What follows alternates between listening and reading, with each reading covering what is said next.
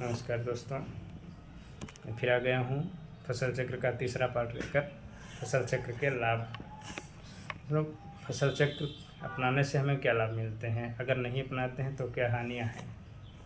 दोस्तों, फसल चक्र अगर हम नहीं अपनाते हैं, धान के बाद गेहूँ, गेहूँ के बाद धान, या गन्ने के बाद गन्ना, गन्ने के बाद गन्ना, ऐसे लेते रहते हैं, तो क्या होता है, एक निश्चित गहराई तक ही हमारी फसलें पोषक तत्वों को ग्रहण कर पाती हैं। बाकी पोषक तत्व जो पानी के साथ नीचे बैठ गए हैं जाके, वो वहीं पर रह जाते हैं और धीरे धीरे साल्ट का निर्माण करने लगते हैं। इसलिए पोषक तत्व बेकार चले जाते हैं। दूसरी चीज़ ये होती है कि खरपतवार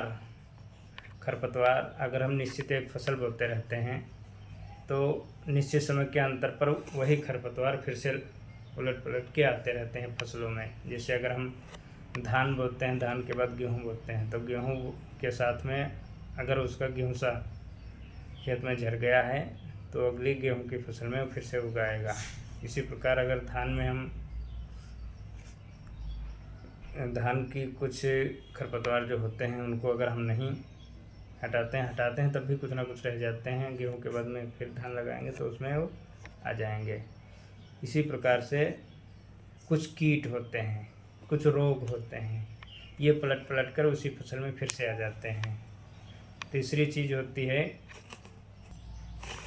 अगर कोई फसल कोई सूक्ष्म पोषक तत्व का ज़्यादा अवशोषण करती है तो उस खेत में उस पोषक तत्व की ज़्यादा कमी हो जाती है, जो कि हमको पता नहीं चलती है। इससे अगली बार जब हम वही फसल बोते हैं तो उसमें उस पोषक तत्व की कमी के कारण पैदावार में गिरावट आती है।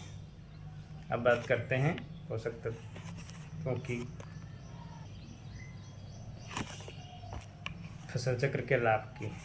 फसल चक्र के लाभ क्या होते हैं, जैसे हम अगर एक बार उथली जड़ वाली फसल बोती है, अगली बार गहरी जड़ वाली फसल बोए हैं, तो जो पोषक तत्व उथली जड़ वाली में रह गए थे उसको मिल जाते हैं।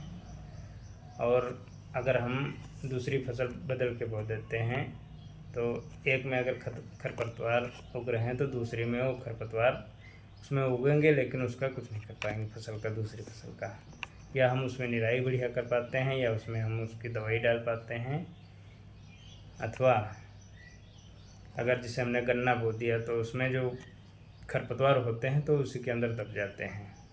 इस प्रकार से बहुत सारी क्रियाएं होती हैं जो फसल बदल बदल कर बोने से हमको बिना कर्षक क्रियाएं किए हुए हमको बहुत सारे लाभ मिल जाते हैं।